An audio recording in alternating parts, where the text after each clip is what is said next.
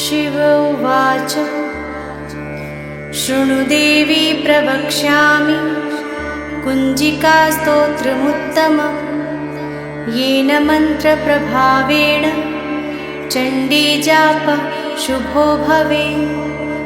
न कवचं नार्गलास्तोत्रं कीलकं न रहस्यकं न सूक्तं नापि ध्यानं च न न्यासो न च वार्चनं।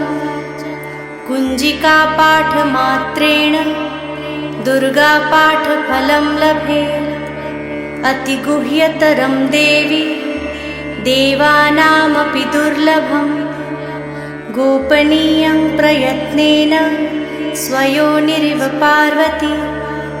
मारणं मोहनं वश्यं स्तम्भनोच्चाटनादिकं पाठमात्रेण संसिध्ये कुञ्जिकास्तोत्रमुत्तमम्। ॐ ऐं ह्रीं क्लीं चामुण्डाय विच्च। ॐ ग्लौं हूं क्लीं जूं सः। ज्वालय ज्वालय ज्वल ज्वल प्रज्वल प्रज्वल। ऐं ह्रीं क्लीं चामुण्डाय विच्चे ज्वल। हं सं लं क्षं फट् स्वाहा। नमस्ते रुद्ररूपिण्यै नमस्ते मधुमर्दिनि नमः कैटभहारिण्यै नमस्ते महिषार्दिनि नमस्ते शुम्भहन्त्र्यै च निशुम्भासुरघातिनि। जाग्रतं हि महादेवी जपं सिद्धं कुरुष्व मे।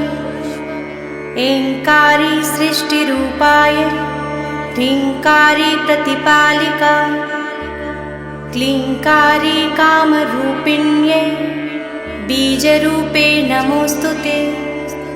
चामुण्डा चण्डघाती च यैकारी वरदायिनी विच्चे चाभयदा नित्यं नमस्ते मन्त्ररूपिणी।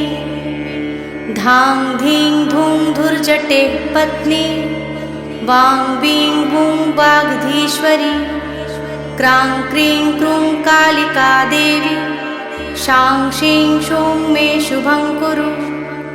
हुं हुं हुंकाररूपिण्यै जं जं जं जम्भनादिनि भ्रां भ्रीं भ्रूं भैरवी भद्रे भवान्यै ते नमो नमः।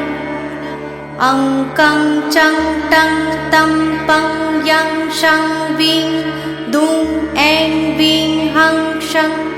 धिजाग्रं धिजाग्रं त्रोटै त्रोटै दीप्तं कुरु कुरु स्वाहा। पां पीं पूं पार्वती पूर्णा खां खीं खूं खेचरी तथा। सां सीं सूं सप्तशती देव्या मन्त्रसिद्धिं कुरुष्व मे। इदं तु कुञ्जिकास्तोत्रं मन्त्रजागर्ति हेतवे। अभक्तेनैव दातव्यं गोपितं रक्ष पार्वती। यस्तु कुञ्जिकया देवी हीनां सप्तशतीं पठेत् न तस्य जायते सिद्धिररण्ये रोदनं यथा।